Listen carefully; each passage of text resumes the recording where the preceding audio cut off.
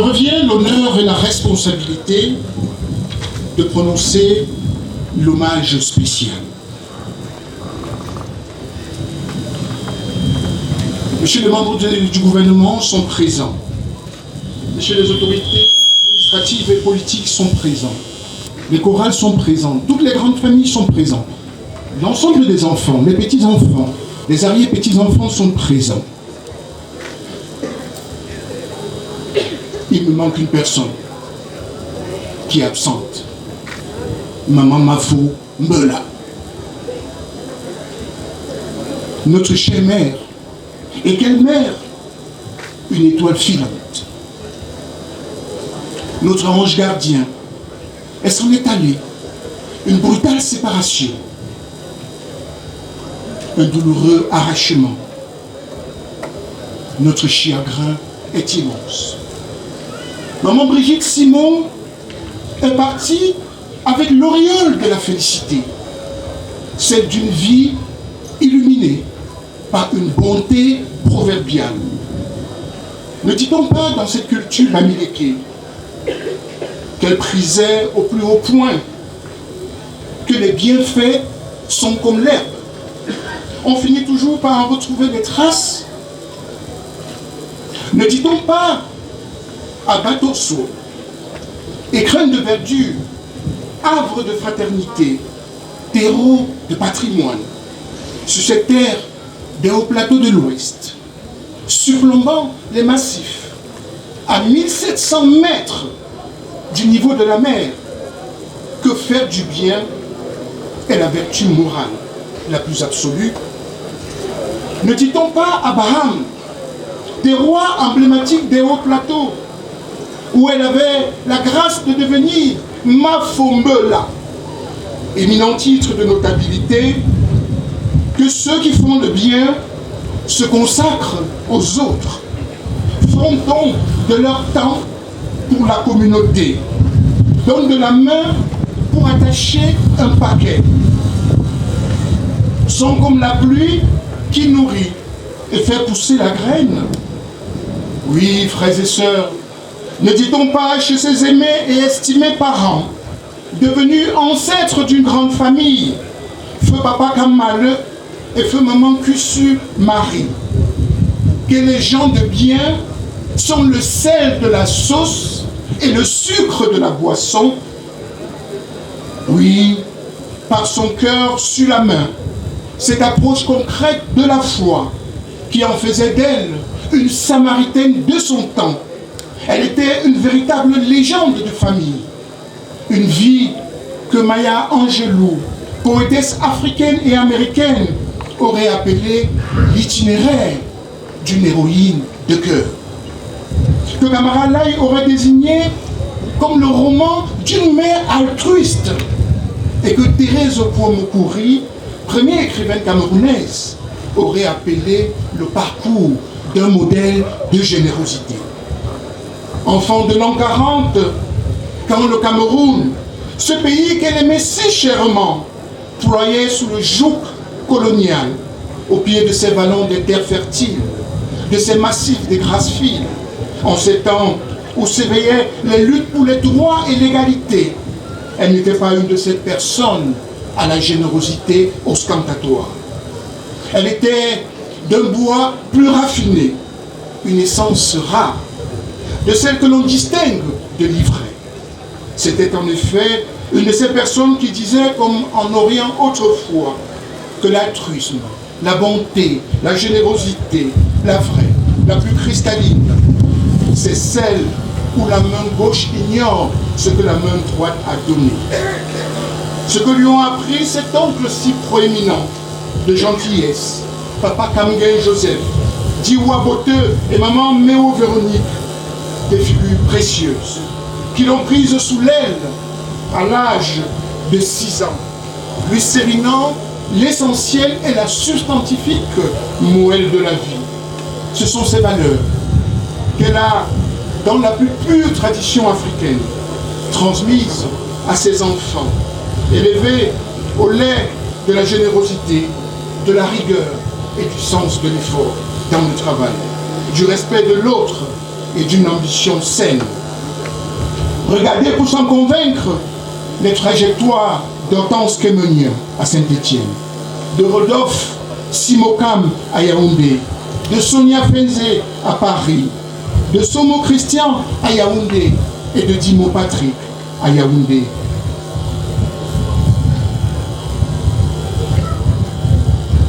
Et tous ces enfants, aussi bien utérins que ceux pris sous son aile protectrice. Regardez, frères et sœurs, pour s'en convaincre, comment chefs d'État, personnalités du Commonwealth, investisseurs de divers pays ont eu les yeux de Chimène pour Rodolphe Simokam, cadre de l'industrie touristique au Cameroun, innovateur hors pair et premier tour opérateur du Cameroun et de l'Afrique centrale lors du mémorable forum économique du Commonwealth Business Council à Londres en 2012. Une success story à la camerounaise et à l'africaine, dont le prometteur de Sophie Toul, fleuron dans ce domaine au pays de l'Afrique en miniature, qu'il valorise avec une grâce de chevalier, doit l'essence aux valeurs transmises par ses chers parents, papa Kamsimo René et maman Brigitte Simon. Oui, cette digne famille, cette digne camerounaise et africaine étendue autour de nous a vécu les traductions concrètes de ces valeurs inoculées à sa progéniture. Le témoignage par les actes de ce qu'elle prônait inlassablement. Elle a eu la reconnaissance des siens pour ce cœur aussi luisant que l'or des rivières de l'Est Cameroun, aussi lumineux que les diamants du Cassé, aussi scintillant que la platine de Guinée. Celle qui a pris le chemin de l'éternité, à entendre le chorus de témoignages, à écouter le cœur des louanges, à accrocher l'oreille aux confidences les plus éplorées, faisait partie de ces princesses de la bienveillance, de la gentillesse et de l'amour de l'autre. Commerçante aguerrie, elle n'avait pas fait de l'argent un dieu, mais un moyen.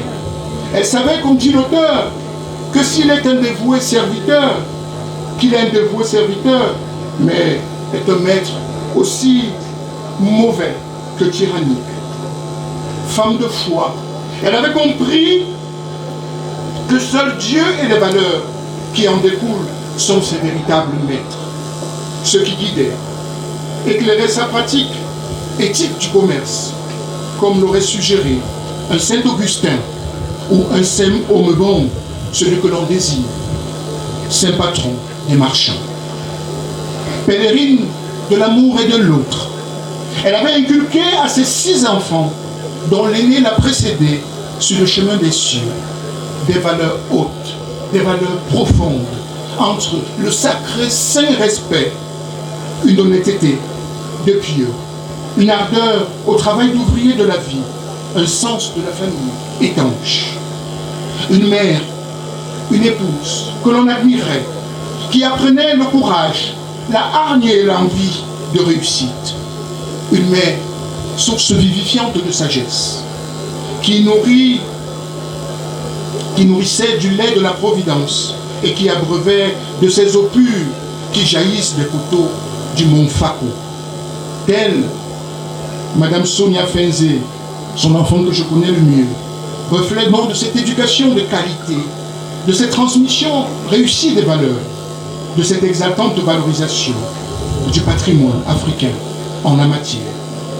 Ces enfants, dont elle est pris du sens de la justice, de la fraternité, de la bonté, de l'amour du prochain, de la rigueur dans le travail et l'effort permanent.